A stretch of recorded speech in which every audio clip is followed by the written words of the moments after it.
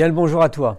La vitamine D, tu connais et qu'est-ce que t'en sais? Moi, ce que j'en sais, c'est qu'on dit de tout et surtout n'importe quoi. Tu dois le savoir, la vitamine D, elle est essentiellement produite par les rayons du soleil. Mais comme on en manque cruellement de la période d'octobre à avril, je ne sais pas comment on pourrait se la procurer. Car si tu te souviens bien de tes cours de sciences nat, tu te souviens que les vitamines ne sont pas fabriquées par l'organisme. Donc, allez les chercher ailleurs, et le plus souvent, c'est par l'alimentation. Pour la vitamine D, c'est quasiment impossible par ce biais, à moins de manger 3 kg de poisson gras et de boire exclusivement de l'huile de foie de morue. Pour la partie scientifique, la vitamine D ou calciférol compte parmi les vitamines liposolubles, donc solubles dans les graisses. C'est une hormone retrouvée dans l'alimentation et synthétisée dans l'organisme à partir d'un dérivé du cholestérol sous l'action des rayonnements UVB du soleil. Elle a été découverte dans les années 30 pour faire face au rachitisme.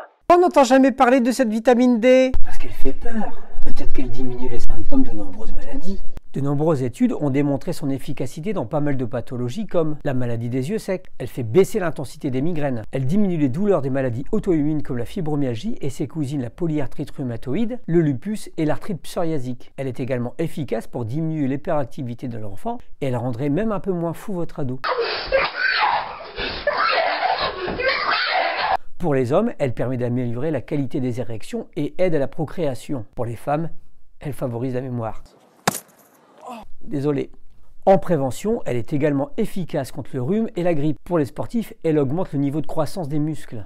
C'est moi là, Hercule. Elle est également essentielle en cas de grossesse pour la mère et pour l'enfant. De nombreuses études vantent également l'efficacité pour certains cancers. Arrête de dire n'importe quoi, ça se saurait si ces vertus thérapeutiques étaient tellement efficaces. Réfléchis. Pose-toi la bonne question. Est-ce que tu crois que ton médecin, ton pharmacien, ton neurochirurgien, ton cytogénéticien, ton esthéticien, ton diététicien, ton électricien, ton mécanicien serait d'accord pour te prescrire cette vitamine en prenant le risque de ne jamais plus te voir dans son cabinet de praticien? Ils préféreront te dire « ça ne rime strictement à rien ». Et tu me diras aussi « j'ai lu pas mal d'études sur les internets, il y en a qui disent que ce n'est pas bon pour la santé, et d'autres disent que c'est même dangereux. » Il y en a même qui disent qu'ils l'ont vu voler. Alors voici ce que j'en pense et surtout ce qui en résulte de vraies études faites par des vrais chercheurs qui sont des vrais scientifiques, faites par des vrais labos indépendants. En mars 2007, des biochimistes, épidémiologiques et spécialistes de santé publique publiés dans un journal scientifique de renommée internationale, American Journal of Clinical Nutrition.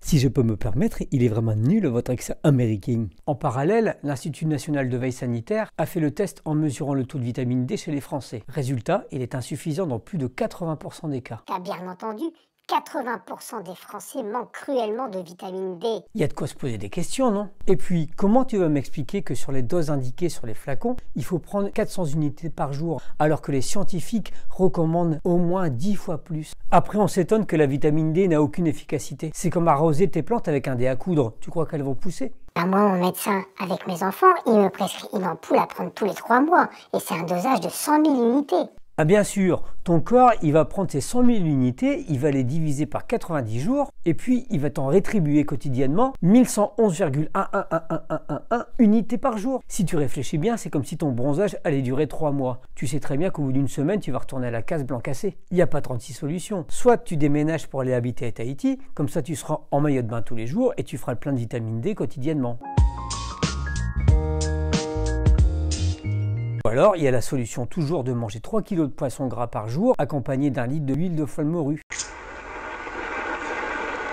Pour ma part, la solution que j'applique tous les jours avant d'aller habiter à Tahiti, c'est de prendre une dose de vitamine D3 à raison de 4500 unités, ce qui correspond à mon poids. Regarde ici, je t'indique le calcul exact qu'il faut par rapport à ton poids corporel pour avoir le bon dosage en vitamine D3 quotidiennement. Et au fait, l'été, si tu mets de la crème solaire, eh ben ça sert à rien parce que tous ces produits, ils font barrage à ces UVB. Alors là, les bras m'en tombent. Alors si comme moi, ce petit rien peut tout changer, prends une bonne dose de vitamine D3 tous les jours à raison de 75 unités par kilo de poids corporel et tu retrouveras la jeunesse éternelle. Et surtout n'oublie pas de t'abonner à ma chaîne YouTube, de partager cette vidéo et je te dis à la semaine prochaine dans les vidéos des petits riens qui changent tout. Et porte-toi bien.